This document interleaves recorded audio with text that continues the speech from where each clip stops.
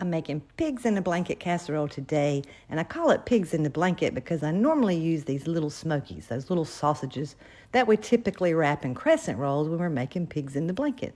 So what you're going to need is 12 pancakes. You can make your own or just buy frozen pancakes. And instead of those little smoky sausages today, I'm going to use regular sausage, and it is frozen. And I've got some tater tots. They are also frozen, but I'm going to take the salad choppers and kind of coarsely chop those tater tots up later.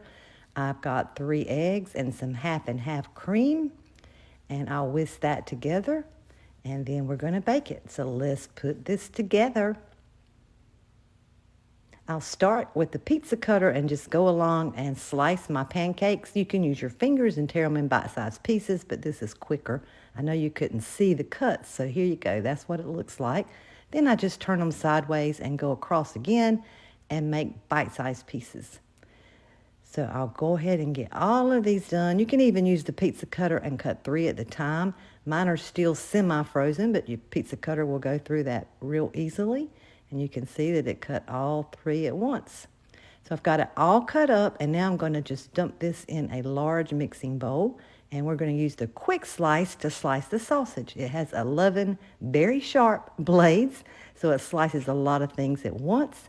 So I'll do it again so you can see the little pieces better at what size they are.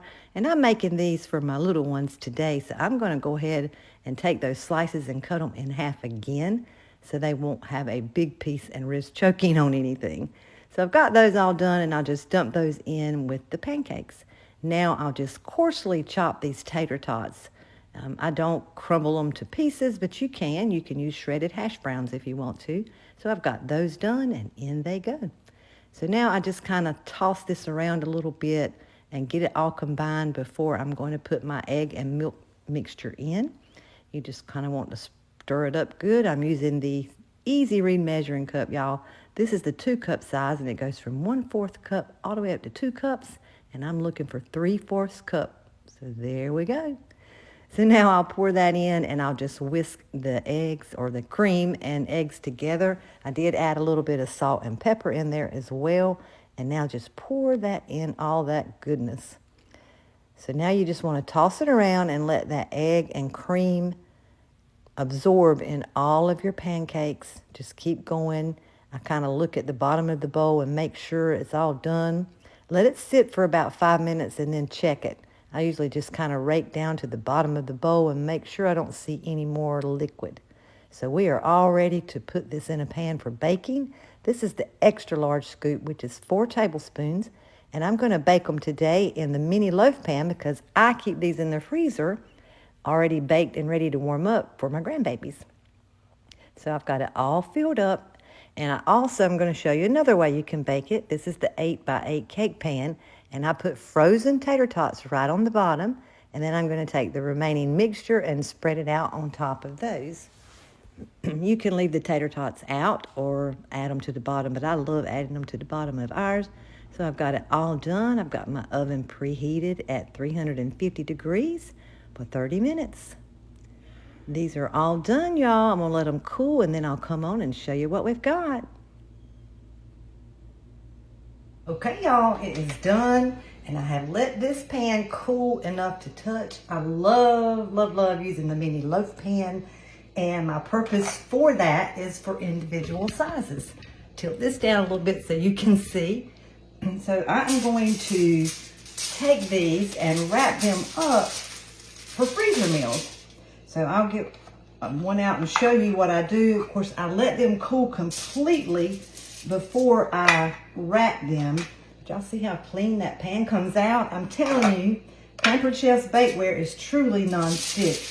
And so all I do is just put one in each little packet, and then I wrap them like this and put several of them in a freezer bag. So all they have to do is pop them out in the mornings, unwrap them, and warm them up. And they have got pancakes, sausage, eggs, hash browns, and you know, I should have put some syrup in there, but I forgot and I didn't. But I've got my syrup, and I'll show you. I'll do one for me because I'm going to make some more of these. So they just pop right out and they stay together. Y'all see the bottoms of those? So I will take a little bit of syrup, maybe a whole lot, and drizzle over one. And I will taste of that one in a minute, but I want to show you, move this pan out of the way, this big pan here. It's still a little bit warmer. When you're baking in the individual wells, I had the kitchen timer set for 30 minutes. I took this one out after 25 minutes because when we're baking in individual sizes, it cooks faster. So I took that one out and I had just taken this one out. It went for the full 30 minutes. And this is the one, remember, that I put the tater tots on the bottom. Now, it's got a lid, so you can put the lid on it and take it to wherever you're going, or just keep the lid on it till you're ready to serve it. But I'm going to invert it so you can see the bottom of it. I've never actually inverted one out of the pan. I usually just cut them and eat them right in the pan, but I want you to see the tater tots on the bottom. All right, y'all join me in prayer. Help me, Jesus. Get my hands under this hot pan. Ooh, it's hot. Okay. So I'm going to pull this up. See that? I didn't put any butter or any grease. Please don't ever spray any of that cooking spray in your bakeware pans.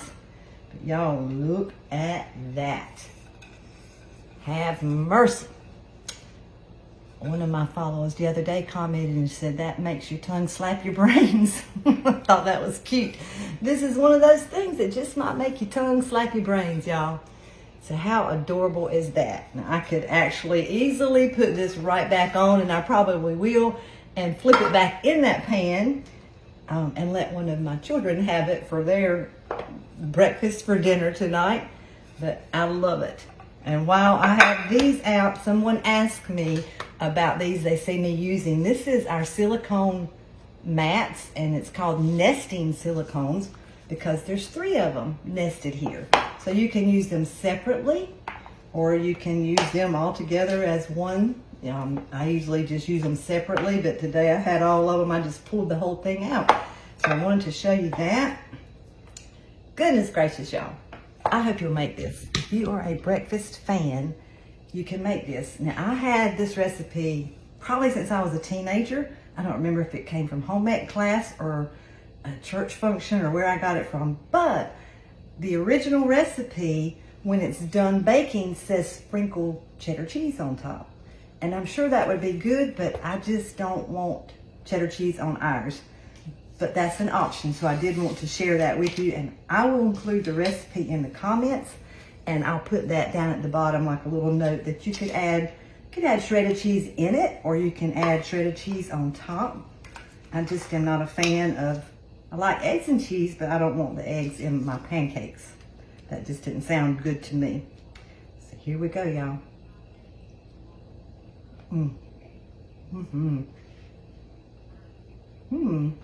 I could eat that whole pan. Pancakes. I taste the sausage. I taste those hash browns. It's just delicious. Delicious, y'all. All right. Thank you guys so much for watching. I think I'm going to make another batch of these so I'll have more for the freezer for the babies. That's just a perfect breakfast or individual sized dinner for some of us at nighttime.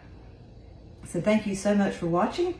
Look for the recipe in comments, and as always, my website will be in the description above this video, and that's where you can see all of the products that I use. Thanks, y'all. Have a great night.